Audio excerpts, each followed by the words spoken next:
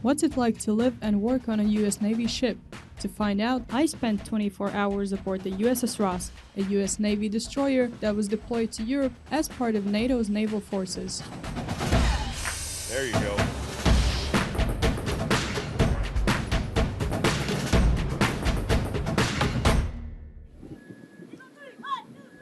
The USS Ross was deployed to European waters for 8 years. From its home port in Rota, Spain, the Ross would regularly sail with NATO allies during exercises, and as part of standing NATO Maritime Group 1, charged with patrolling the southern seas.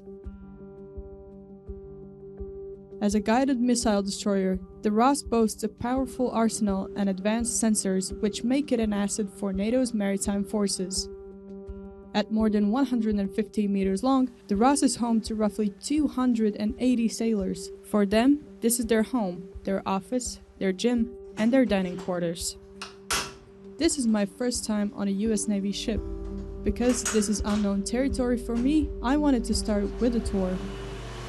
So as you can see, it's pretty crowded, so you gotta be careful where you're going. You gotta be polite. Everyone's super polite. This is the ship store. This is where our sailors come to get snacks, or if you brought your own soap supply and you kind of ran out of patrol, they've got soap here, they've got toothpaste, snacks, and other cravings that you might want that aren't necessarily served during meal hours. Let's hit the gym. Physical readiness is a big deal in the Navy, so it's important to have gyms on the ship so everybody can work out and stay physically fit. Let me flex a little. One. I can actually do 1.5. 2. Yeah! That's an ab workout. 1. I'm not good at this. This was probably my biggest surprise. There's a barber shop on the ship. So it's important to have a barbershop on the ship so that everybody can get their hair cut and keep it within regulations, even when we're underway for long periods of time.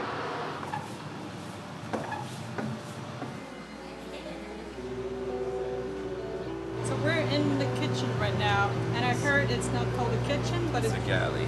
It's a galley. So any ground rules entering the kitchen? So entering the kitchen, usually we grab a paper cover, of course. For females, we ask that they tie their hair back, check, and then you just go about your normal routines. Should we take a trip? Let's around take the a quick galley? trip. And we got my CS2s, my right and left hand right here.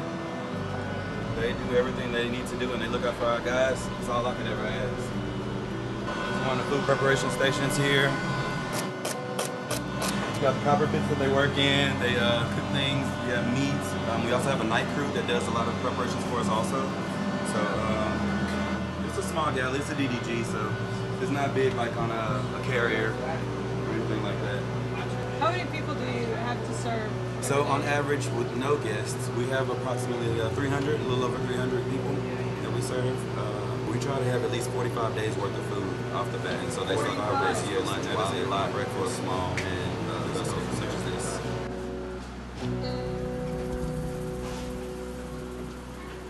Welcome to my room. It's kind of tiny, and this is where the officers would usually sleep. Here we got my bed, which is not called a bed, it's a rack. And then you can see these straps. They will protect me from falling out of my bed if the ship gets a bit too rocky. Voila! That's it! Am I gonna sleep well tonight? I think yes. I hope so. Peace out.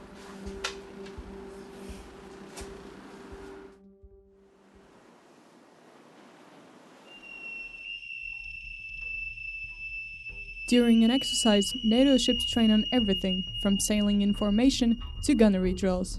A typical day can get quite busy. Right now we're out on the deck and there's about to be a live fire exercise. And Jack, can you tell me about that ship? What's going on there? Okay, so that's the HMS Trent. They have something on the back. It's a giant balloon called the Killer Tomato. That ship's going to drop off the Killer Tomato into the water, and then that ship's going to rejoin the formation. And once they join the formation, all the ships are going to open fire on the killer tornado at the same time.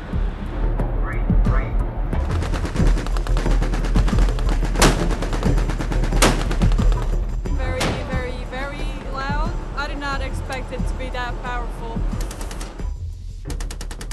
It was interesting to see USS Ross working together with NATO ally countries' ships in the formation, seeing how they work together, how to figure out stuff together, how to get through problems if there are some. The USS Ross runs like a well-oiled machine. Everyone knows their place and does their job, but if a disaster strikes, everyone's job becomes damage control. Right now we're in a damage control locker. I'm about to experience some damage control stuff going down. Can you explain me, please, what's about to happen? On board USS Ross, we have to train every sailor to be a firefighter because we don't have the luxury of requesting emergency services, obviously while at sea and when we're in the middle of battle. I'm gonna put that gear on right now, I assume, right? Absolutely. Oh, wow.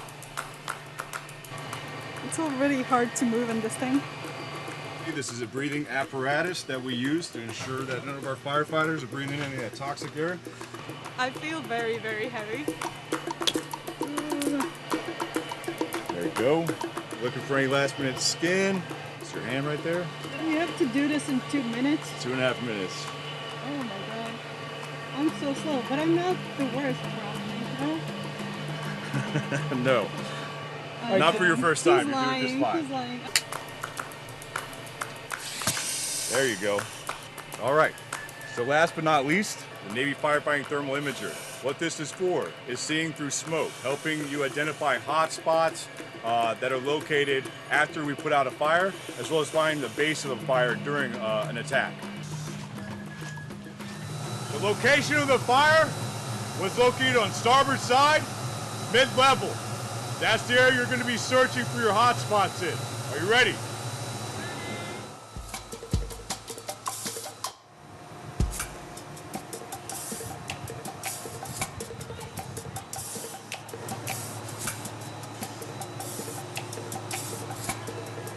Outstanding, you found it.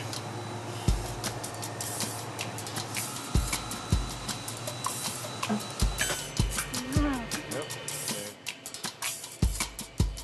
This is heavy. It's not fun. It's not easy to wear all this equipment. I could barely climb the stairs, the ladder. Not the stairs, the ladder. Whew. I'm gonna need a shower after this. And now, my favorite part, the mess hall. The mess hall is an area where enlisted sailors come to socialize and have their meals. Today, we're having a special meal, Mongolian barbecue.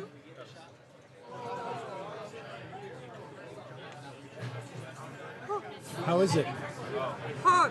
Is it yummy? Good job.